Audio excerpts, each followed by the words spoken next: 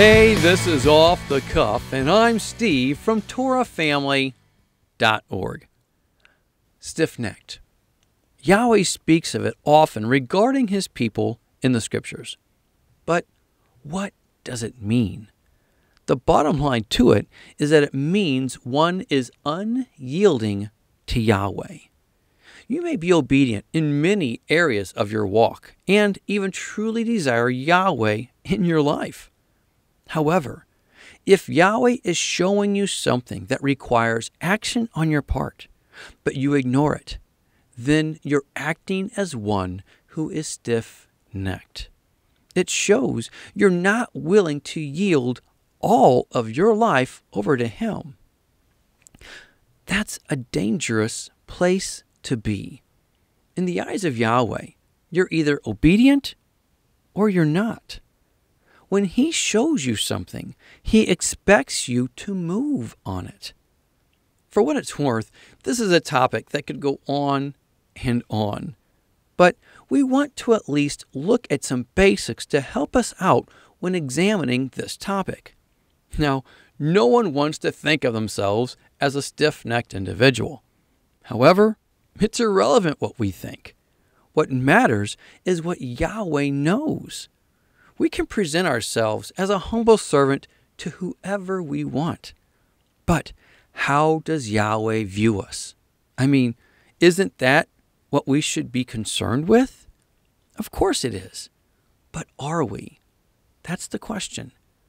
While we may be humble to those around us, are we the humble servant before Yahweh? I know that may seem like a silly question, because who would dare be arrogant and obstinate to the face of Yahweh, right?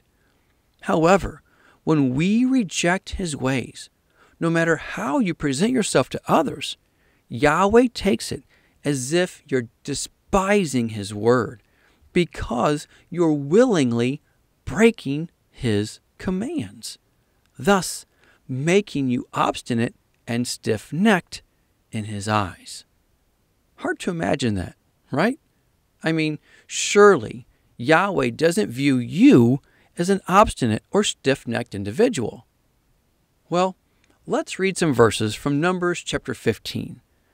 In Numbers 15, Yahweh discusses what should be done when people find out they've been living in disobedience. But it's not a disobedience that was on purpose, but rather it was completely without knowledge of it. For whatever reason, they had no idea they were supposed to be obeying His commands. Let's read it.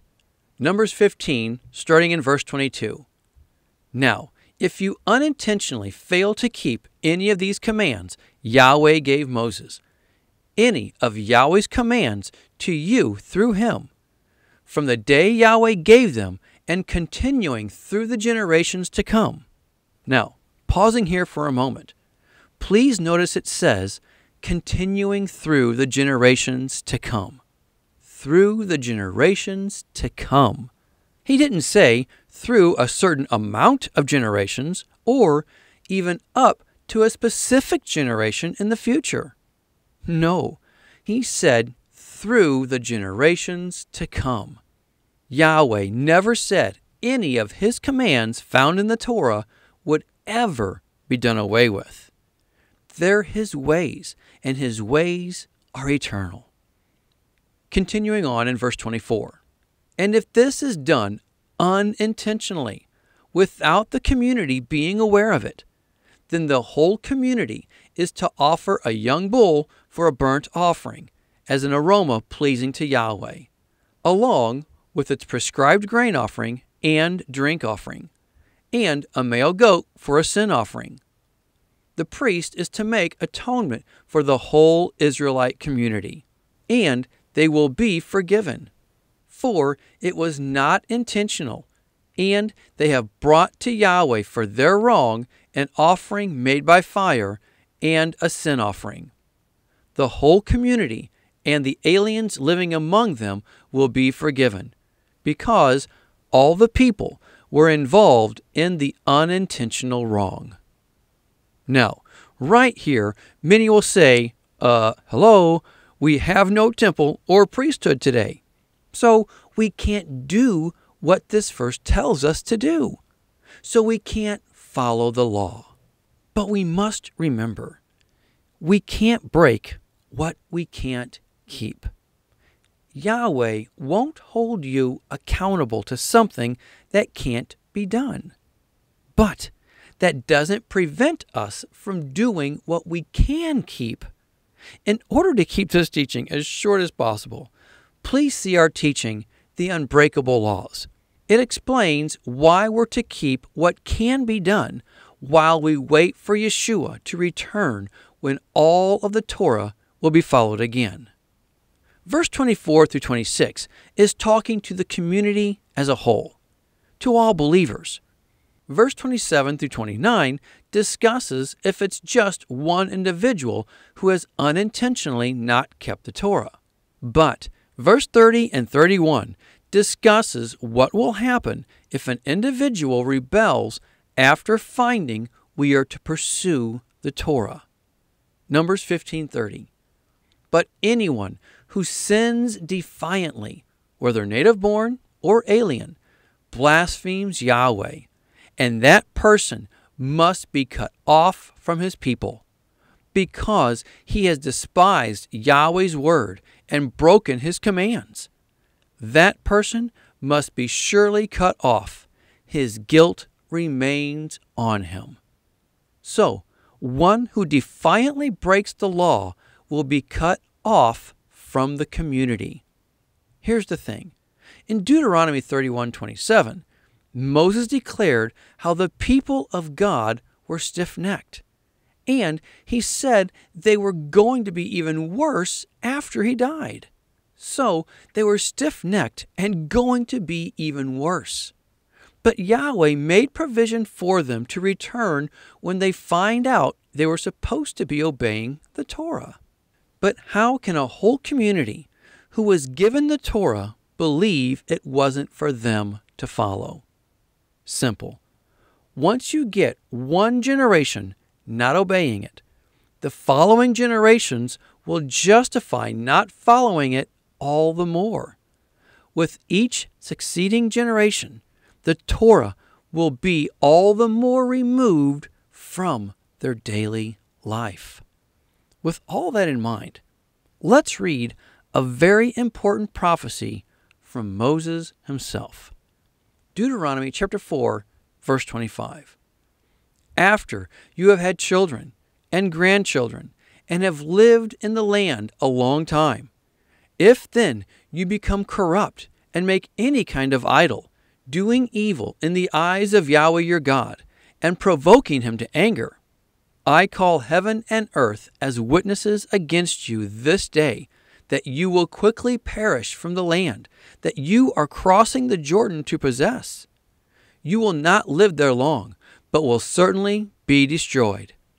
Yahweh will scatter you among the peoples, and only a few of you will survive among the nations to which Yahweh will drive you. There you will worship man-made gods of wood and stone, which cannot see or hear or eat or smell. Let's hit pause here. Most people know that Israel was divided into two kingdoms, the north and the south. While the south was deported to Babylon, most of them returned to the land. However, the northern kingdom was banished to Assyria and never returned. They ended up assimilating into the nations. Thus, what we see in verse 27. Now, let's continue reading. Verse 29. But if from there you seek Yahweh your God, you will find him if you look for him with all your heart and with all your soul. When you are in distress and all these things have happened to you, then in later days you will return to Yahweh your God and obey him. So, first, we have to acknowledge how Yahweh never said any of his commands found in the Torah would ever be done away with. Never. Nothing of the like was ever prophesied. Plus, we see where his people rebelled and was scattered throughout the nations, the northern kingdom. Not only did they not come back to the land, they never came back to the Torah. With each passing generation, they only solidified the element of the Torah not being in their lives. But we see where Yahweh made provision for his people if they find out they were unintentionally not keeping his ways, simply because that's what was passed down to them. Then we see where Moses said Yahweh's people would return to his ways in later days. In later days. This is exactly what we're seeing all over today. People's eyes are being opened to seeing that Yahweh's Torah is truly eternal and for us to pursue still today. They're truly seeking his ways the best they can as Moses prophesied. But what are we also seeing? We're seeing those who are defiantly saying they won't follow Yahweh's Torah. They refuse to humble themselves. In the eyes of Yahweh, they become stiff-necked, not willing to change from the ways that was passed down to them. I mean, I get it. No one wants to be wrong, especially pastors and teachers. It can be embarrassing.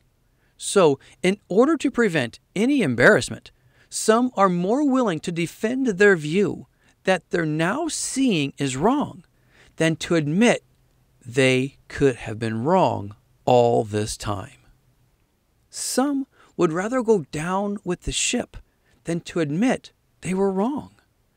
For some, it's self-condemnation because they feel they've led others astray. So in response, they cling to the thought, I can't be wrong. Many times, people don't want to admit this. It's just too much for them to accept. So they fight with everything they can to justify the logic they were taught, even though it goes against the eternal word. Thankfully, Yahweh's grace is far-reaching, and his patience stretches farther than we can imagine. However, is that something we truly want to put to the test? If we don't change when he opens our eyes, we run the risk of our hearts growing hard against the Spirit, just like Stephen said. Acts chapter 7, verse 51. You stiff-necked people, with uncircumcised hearts and ears, you are just like your fathers. You always resist the Holy Spirit. For more on this verse, you can see our teaching, Accused.